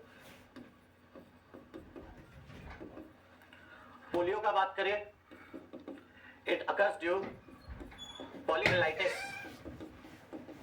Virus, also called as polio virus. Polio virus भी बोलते हैं। स्टेटाइटिस जो जॉन्डिस जैसा ही होता है पर थोड़ा अलग होता है, जॉन्डिस जैसा ही होता है पर थोड़ा अलग होता है। हेपेटाइटिस ये होता है हेपेटाइटिस वायरस के कारण, इसका नाम सबसे सिंपल है अमियोबिक डिसेंट्री। अमियोबिक डिसेंट्री ये होता है प्रोटोजोआ एंटामोइबा हिस्टोलिका, हिस्टोलिका जो कि प्रोटोजोआ है, ठीक है, उसके कारण।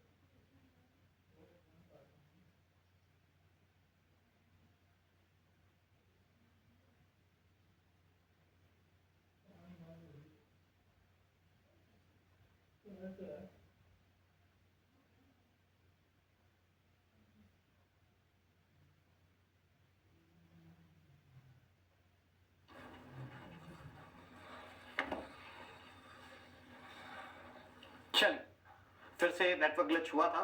तो अमियोबिक डिसेंट्री एंटामोइबा हिस्टोलिका के कारण, आफ्टर दैट जियार्डिसिस, जियार्डिया लाम्बिया के कारण,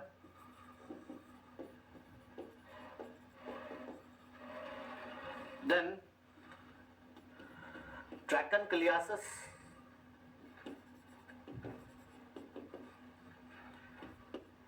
गिनिया वॉर्म के कारण,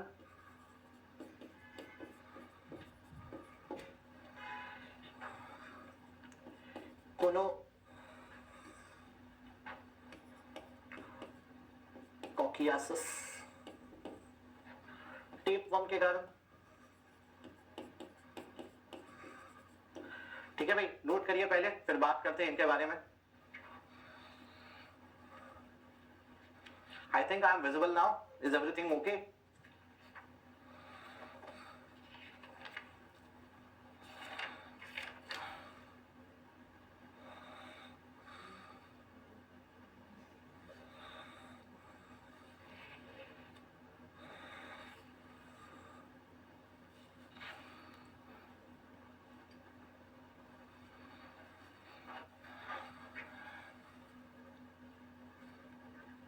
इक्नोकोकियासिस also known as echinococcosis, इकिनियोकोकोसिस,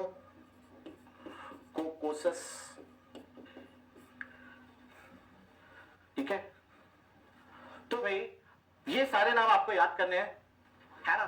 typhoid पहले दो की बात करें, पहले दो बैक्टीरिया है, पहले दो बैक्टीरिया है, ये दोनों वायरस है, ये दोनों प्रोटोजोन्स है, और ये दोनों वर्म्स या हेलमिन्ट्स है।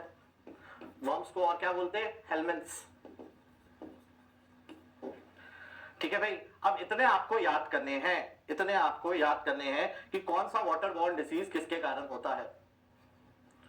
यार बिल्कुल कॉल नहीं करना, जिसने कॉल किया उसको ब्लॉक किया जाएगा, ठीक है भाई। लाइट थोड़ी ऊपर नीचे चल रही है ना, इसलिए उसी के कारण थोड़ा ये जो लाइट है इसके ये भी दिक्कत कर रही है, ठीक है। तो मौसम थोड़ा भोपाल में गड़बड़ चल रहा है। अच्छा, तो भाई सबसे इंपॉर्टेंट जो बिल्कुल आप याद कर लो, जो इंपॉर्टेंट है बिल्कुल छोड़िएगा नहीं, वो है टाइफाइड, कॉलेरा, पोलियो और अमीबिक डिसेंट्री, ठीक है। अब इनके ये चार तो बिल्कुल याद ही कर लो, हेपेटाइटिस भी कर लो, हेपेटाइटिस वायरस, हेपेटाइटिस याद करना दिक्कत ही नहीं है।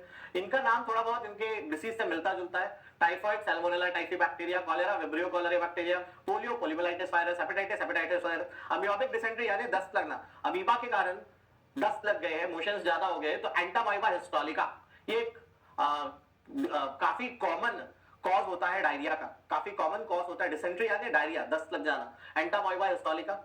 गियार्डिसिस, गियार्डिया लाम्बिया, ड्रंकन क्लियासिस, ये दोनों वर्म्स के कारण होते हैं, है ना।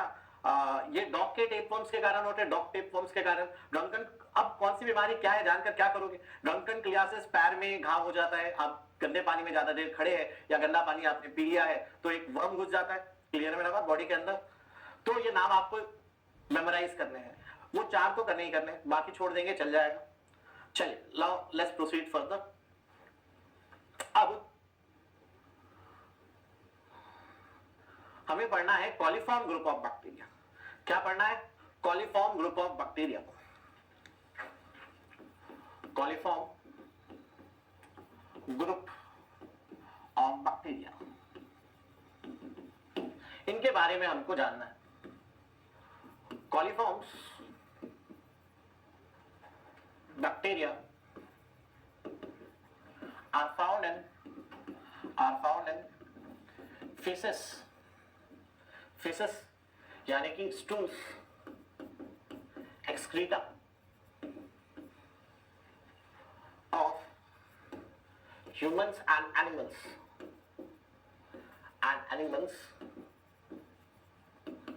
in their intestines,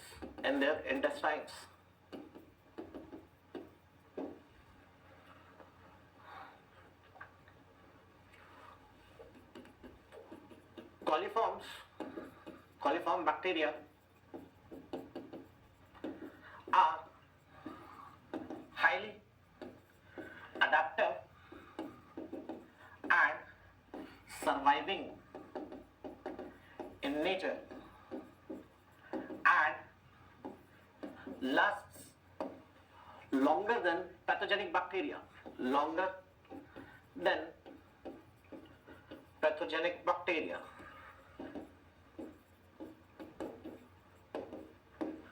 तो कॉलीफॉर्म बैक्टीरिया हाईली अडेप्टिव और सर्वाइविंग नेचर का होता है।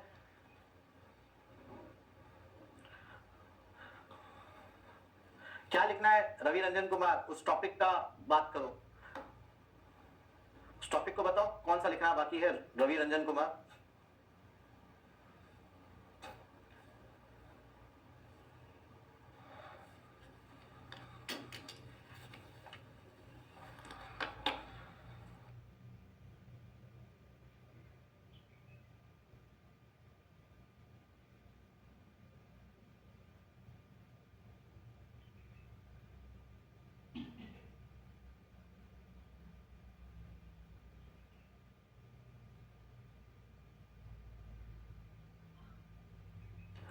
अब कॉलीफॉर्म बैक्टीरिया का बात करें,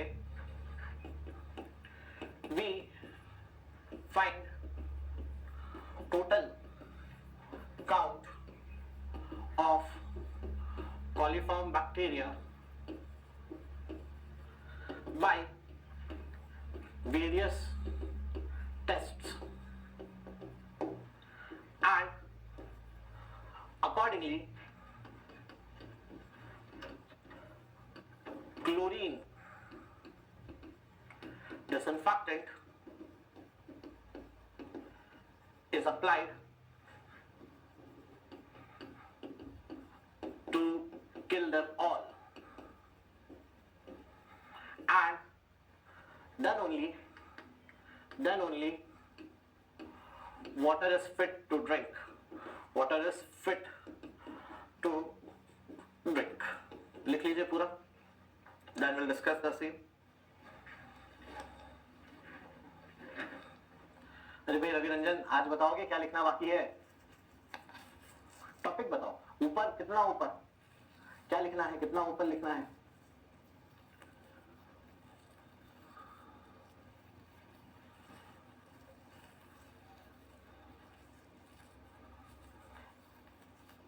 इलेक्ट्रिसिटी नहीं जा रही, नेटवर्क इशू है कुछ शायद, और कुछ इलेक्ट्रिसिटी इशू भी है, तो लाइट तो गई नहीं एक बार भी.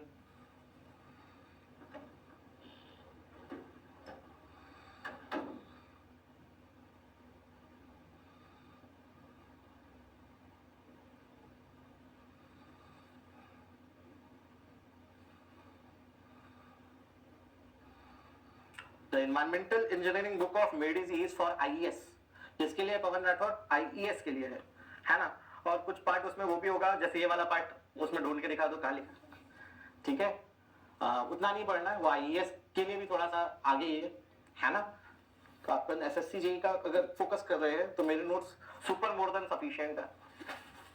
चलिए मूविंग ऑन. अब मेरी बात को बड़े गौर से समझने का कोशिश करिएगा.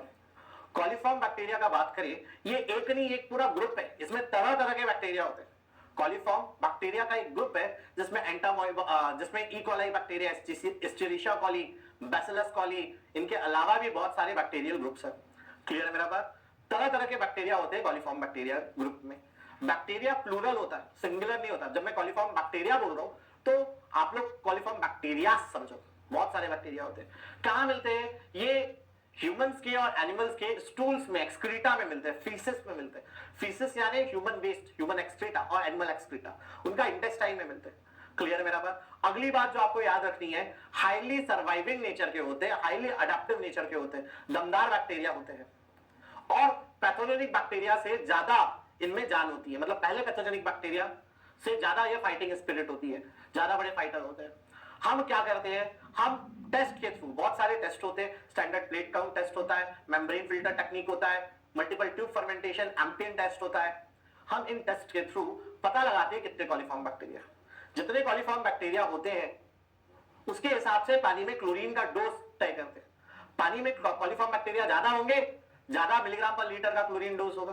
पानी में कॉलीफॉर्म बैक्टीरिया कम होंगे, छोटा क्लोरीन का डोज होगा.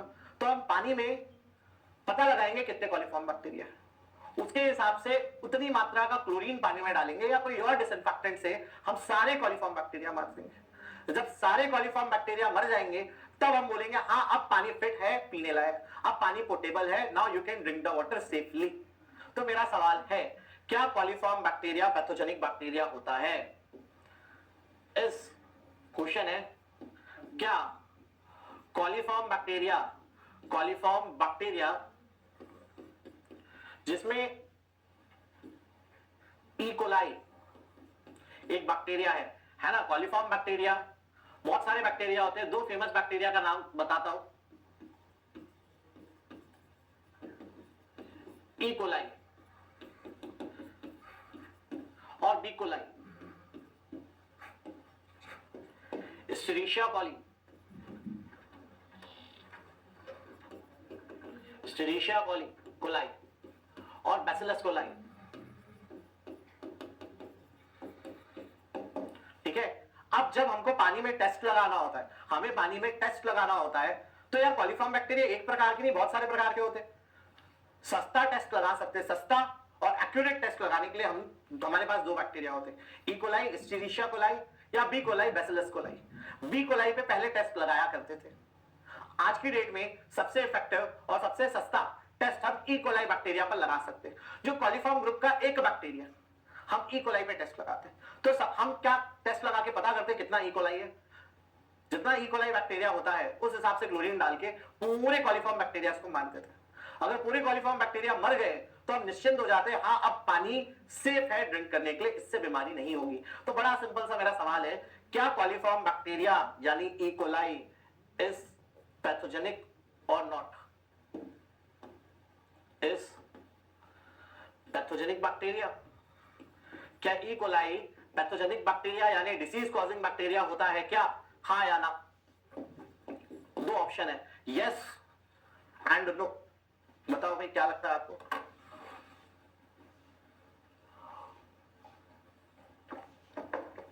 पहले तो भाई रवि रंजन कुमार को बोर्ड दिखा देते।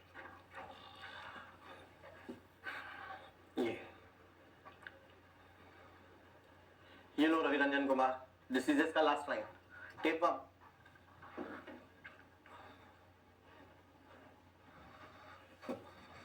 पहले रवि रंजन कुमार को नोट कर ले लो। अमन ने बोला हाँ सर ये सेप्रोफाइटिक बैक्टीरिया होते हैं, ऐसा बोला अमन ने। व्योम ने बोला नहीं सर पैथोजेनिक नहीं होते।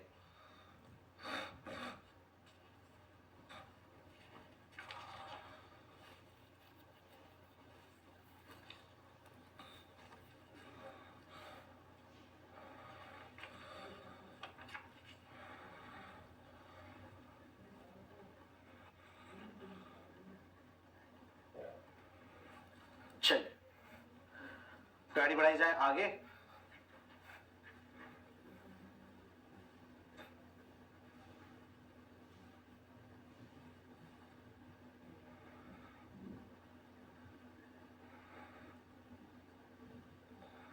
तो सही जवाब क्या है?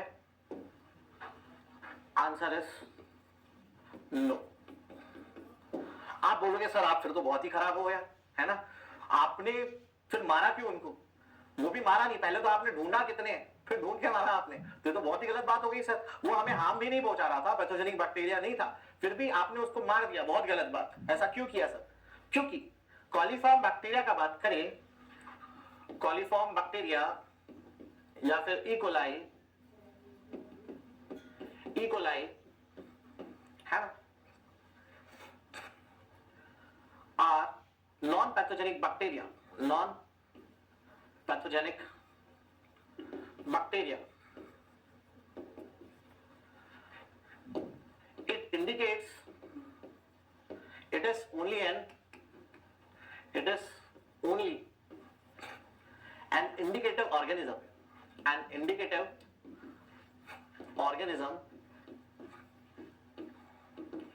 which indicates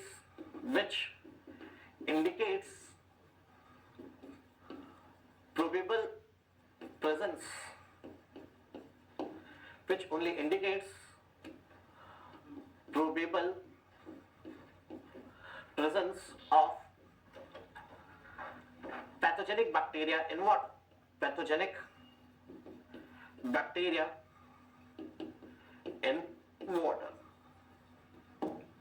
ठीक है, कॉलीफॉर्म बैक्टीरिया इंडिकेटिव ऑर्गेनिजम्स होते हैं, खुद वो पैथोजेंस नहीं होते। एक इंडिकेटिव ऑर्गेनिज्म है जो सिर्फ इंडिकेट करता है probable presence of pathogenic bacteria, कि अगर मैं जिंदा हूं तो हो सकता है पैथोजेनिक बैक्टीरिया भी जिंदा हो, और अगर मैं मर गया हूं तो मैं तो भाई ज्यादा सर्वाइविंग नेचर का हूं, अगर मैं मर चुका हूं तो पैथोजेनिक बैक्टीरिया तो मर ही चुका होगा। ठीक है,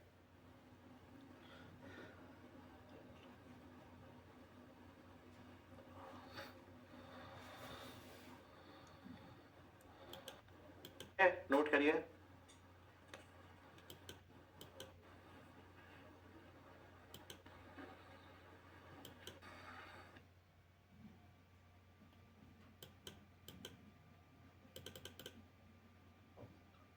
और सर्वाइविंग नेचर का होता है ना, और पैथोजेनिक बैक्टीरिया से ज्यादा सर्वाइविंग नेचर का होता है। पैथोजेनिक बैक्टीरिया के बाद मरता है, मतलब अगर अपन पानी में क्लोरीन डालेंगे तो पहले पैथोजेनिक बैक्टीरिया मरेगा, उसके बाद इकोलाई मरेगा। तो अगर क्लोरीन डाल के हम इकोलाई को मार दिए तो हम निश्चिंत हो जाएंगे कि पैथोजेनिक बैक्टीरिया जो कि उससे कमजोर है वो तो मर ही चुका होगा। भाई हमारे पास तरह तरह के पैथोजेनिक बैक्टीरिया होते हैं, हमें पानी में टेस्ट लगाना है तो हमारे पास दो ऑप्शन है, बड़े गौर से मेरी बातों को सुनिएगा। पानी में टेस्ट लगाना है, हमारे पास दो ऑप्शन है। क्या हम हर एक बैक्टीरिया पे टेस्ट लगाना चालू करें क्या हम पता करें कितना सैल्मोनेला टाइफी है, कितना विब्रियो कॉलरी है, कितना हेपेटाइटिस का वायरस है, कितना पोलियो वायरस है, कितने वर्म्स है? एक एक का टेस्ट लगाएंगे तो बहुत टाइम कंज्यूमिंग भी होगा और बहुत पैसा जाएगा। और उसके बाद भी पता चलेगा कि प्रतीक सर ने तो सिर्फ 10 वाटरबॉर्न डिसीजेस लिखवाए होंगे, ज्यादा कायदे से 100 के ऊपर वाटरबॉर्न डिसीजेस होते हैं, है ना? तो क्या हर एक के ऊपर आप टेस्ट लगा दोगे पानी पे? नहीं, वो बहुत ज्यादा समय ले लेगा, बहुत पैसा खर्चा हो जाएगा। तो हम एक बैक्टीरिया पे टेस्ट लगाते हैं, ई कोलाई, जो इन सारों से ज्यादा दमदार है, और हम उसको मार देते हैं। वो खुद पैथोजन नहीं है, खुद हार्म नहीं पहुंचाता, पर वो इंडिकेट करता है कि अगर मैं मर चुका हूं ना तो पैथोजेनिक बैक्टीरिया तो मर ही चुका होगा।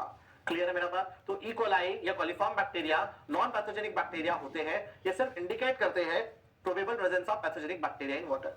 अब ई कोलाई बैक्टीरिया के 3 टेस्ट होते हैं, ई कोलाई बैक्टीरिया के 3 टेस्ट होते हैं जो हमें जानने हैं।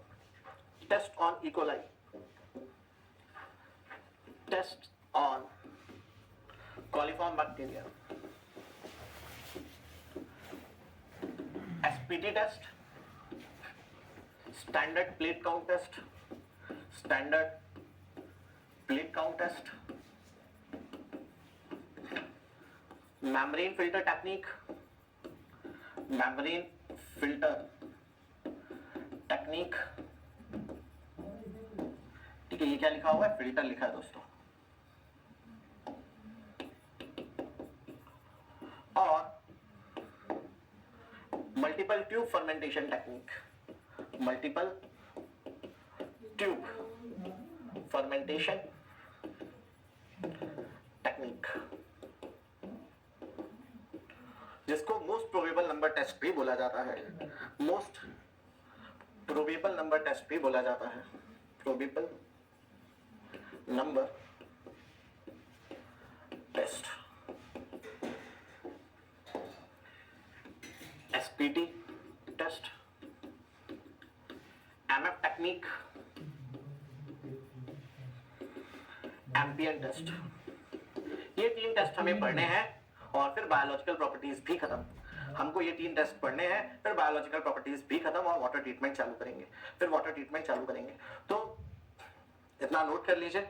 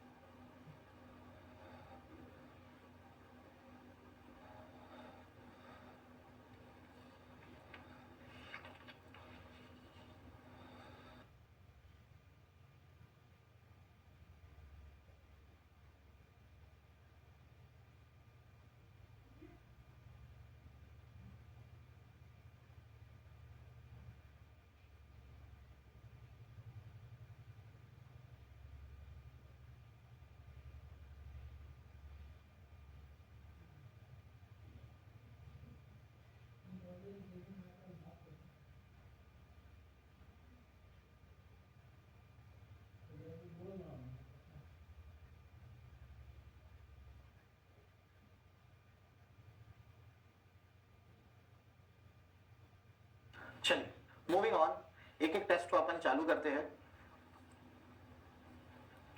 Let's start with SPT test. या पहले एक ब्रेक ले लेते हैं, है ना? फटाफट ब्रेक ले लिया जाए पहले, उसके बाद हम इन तीनों को करेंगे। तो ब्रेक के बाद हम इन तीनों को करेंगे और फिर उसके बाद वाटर ट्रीटमेंट चालू हो जाएगा आज ही, ठीक है? चलिए विल मीट बैक एट, कितना टाइम हो गया? 10:30 पे will meet back at 10:30 guys, है ना? थोड़ा सा 2 मिनट ज्यादा ले लेते हैं, ब्रेकफास्ट कर लीजिए, मैं भी कर लेता हूँ। Will meet back at 10:30।